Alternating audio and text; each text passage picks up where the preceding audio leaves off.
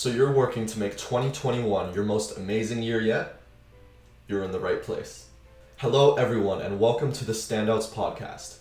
My name is Sammy and the goal of this podcast is to introduce you to the inspirational people who have freed themselves from society's mundane, one-size-fits-all expectations and crafted truly amazing lives. For many of us, 2020 has been the most difficult year of our lives. But 2021 gives everyone an opportunity to write a unique and bright new chapter in their life. That's why we're bringing you our guest's top 10 lessons for success in 2021. Alright, I hope you guys enjoyed the video. Now let's get it.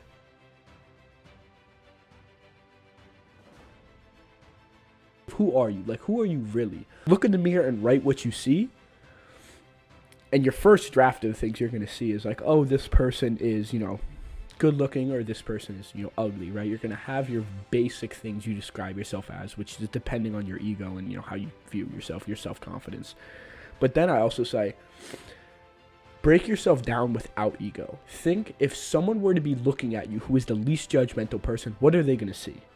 And then considering the things that you've written, that you've already written down, and then considering the things that you've written from another person's perspective, who are you? Like, who are you really? When you reflect and, keep writing things down, when you look in the mirror, you can't escape that person. You can't lie to yourself. You can be fat, but you can be the fittest person at heart. So what do? My physical sense of me has gone out the window. I'm fat and I'm lazy, but deep down in my heart, I know I can be disciplined. That's perfect. Now, I know that my own perception, other people's perception is flawed, but in my heart, in my soul, I know who I am. So now you can go and act on that.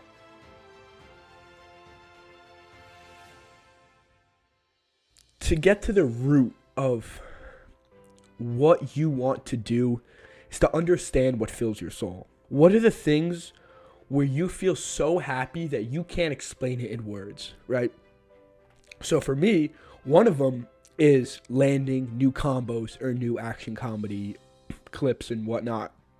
So one of the more recent things, landing Palais around the world. That was an incredible feeling. Some of the videos I haven't posted of me doing action comedy, kind of stunt work there. Some of those feelings are so good. I can talk for 10 hours straight and I will not be able to pinpoint why it feels so good. And the reason I can do that and express myself through this physical movement and experience that is because of my physique, right? My physical state is how I was able to get there, right? So if I was 300 pounds, I could not do that physical movement. There is no way. But that movement and completing those physical movements fills my soul, right? I know this is what I'm meant to do, but also I know this is what feels best to do. So however physically I need to be to get there, I need to go and do that. So for me personally, I work out and I eat decently healthy, and I also don't partake in things that hurt my body, like drinking or smoking or, not working out for a week. I know what I need to do to get to my optimal body to complete these things. That if I love rock climbing, I'm going to have a body of a rock climber. If I love eating, hell, if my favorite thing to do is competitive eating, I'm probably going to have a little bit of a stomach. But if those are the things that fills your soul, you need to do whatever you can to be in the physical and mental state to do those.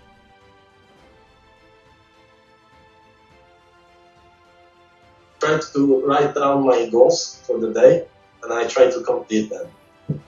When I don't complete them, I feel like you are not the guy that you always wanted, that you want to be.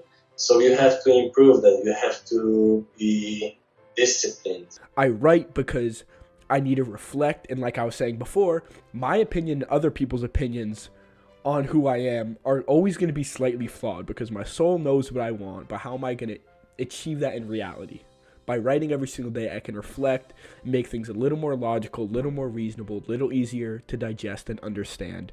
So at the end of a year, I have tons of pages. I can read them all over and be like, man, like, I'm on the track to do what I really want to do. Some people think I'm stupid for following freestyle. Sometimes I question myself, but I'm not letting my opinion or other people's opinions dictate what feeds my soul. It really helps to have a training diary where you rate your shape from every training, because that way you can know more or less when your best shape is, and then you can like increase the probability of being in good shape under the competition.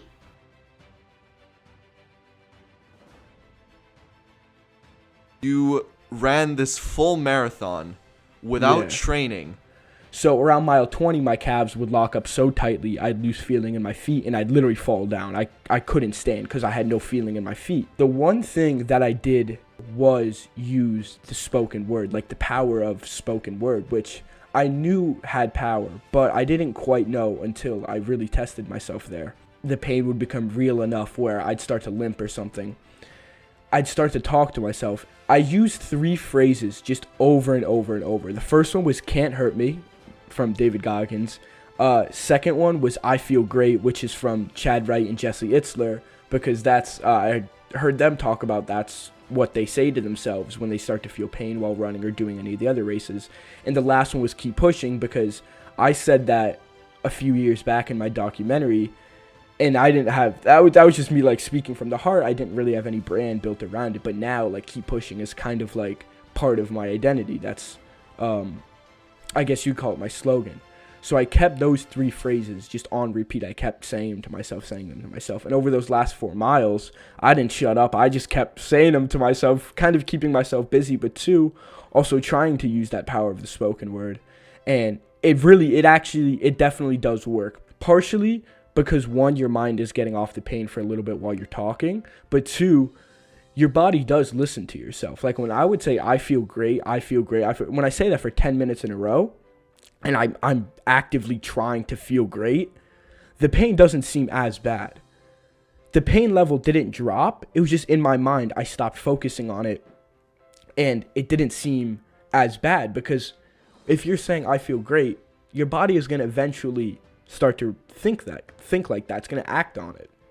So the spoken word really helped me, and yeah, those last few miles were a wreck, but obviously I got through it, and I finished those 26.2 miles. I actually did a little bit more than 27.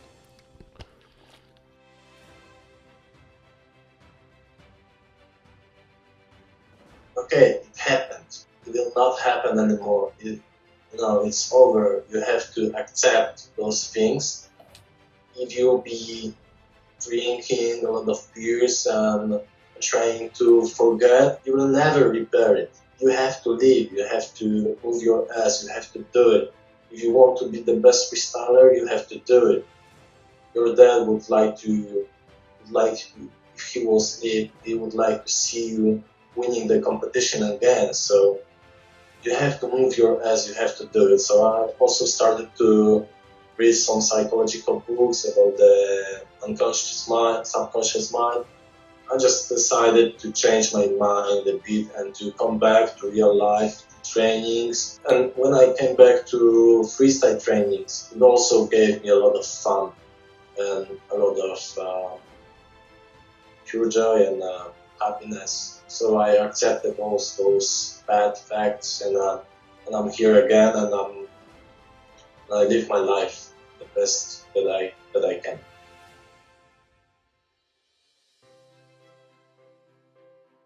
The hedonic treadmill, which I was talking about, like, this competition doesn't mean everything. You don't go to heaven if you win. Even though it's amazing, it's like nobody dies if you fail. So It's not that scary. I like to focus on this is where I want to be. I'm here. Like, even though I'm nervous, that's all natural. But this is where I want to be. Like, I want to compete. Like, I love this. Also, I try to focus on being aware of my surroundings. You walk and you're nervous and you kind of look on the audience like this, like, ooh, it's scary, you know? Or I look at the judges and like, ooh, I don't want to look at them. It kind of undermines your nerves. So I actually like to just look at how it is. Like, when I'm going to stage, I often just look at the audience, like, accept it, like, they're here to give us energy. Yeah. And I often try to, like, maybe focus on one person and see, like, how excited he is to see these battles.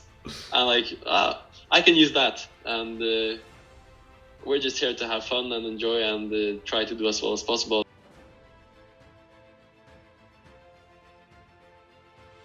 I remember there was this video of you in Times Square, and I think it went viral on Twitter, right? Yeah.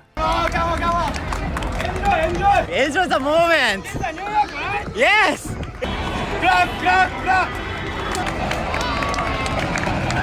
Thank you so much. How do you get that many people to watch you? Because athletes, everyone in general who might be thinking, man, like, I have a really great skill, but it seems like when I show it to people, they don't really care. Yeah, like I said, so many like freestylers, artists will like look at me. So I'm great. Why you don't look at me? I'm great. Oh, you don't look at me? Oh, you sucks. I think that it's a not right mindset. You need to give them. You need to give something to them. You need to make them laugh. You need to make them excited. So like it's all about point of view. So many people are like see from your side. You need to yourself from other side or from audience side, right? It's much more attractive. People don't care about your skill. The people care about you, your personality.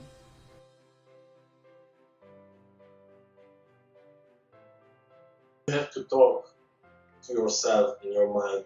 Everything is alright, and the most simple things are the biggest things in our life. I think we have to be grateful because we have everything. You have your home, you have friends, you have passion, you have your legs, you have talent, you have eyes, you can eat, you can hear. You are all good, man. So we have to be grateful that we are okay and that we live on this planet. And we are very lucky to have so many opportunities.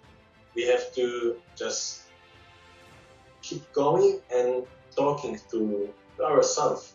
Everything will be good. Everything will be good.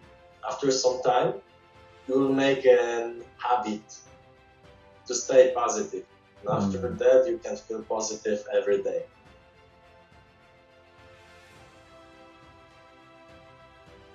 People are like have so many expectations for the platforms.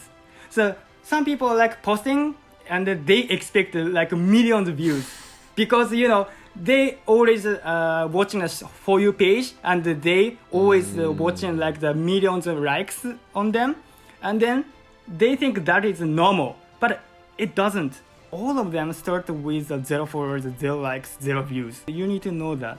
People expectations are too high. It doesn't make any sense if you give up. Like when you post 4 or 5 videos, I posted over 100 videos, 100, to blown up my account.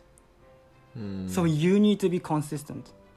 I think if Gary Vee was in this room right now, he would like give you a huge hug. He'd be like, yes. Yeah, I like him. Yeah.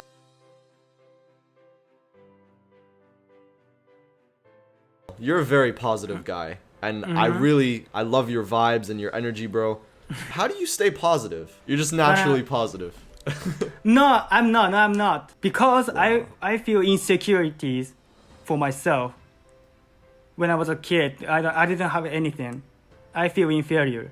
And the first advice I can give to the people, like you need to have some like skills that stands out among the normal. If you feel enough value for yourself, you can be positive. Like some people feel like feel awkward when you surrounded with really great people. When you feel awkward because you feel inferior, you need to be confident to be positive, I think. So to build a confidence, you need to be great. So that's why I'm kind of addicted to be great, to becoming a great athlete. Once I built my skills, I got confident. Then I got positive. So you can do it too. And there we have it. 10 powerful things that we can all do to make 2021 our best year yet. Let us know down below in the comments which one was your favorite and which one you're going to execute on. And of course, share this video with someone who's also trying to kill it in 2021. Alright guys, until next time.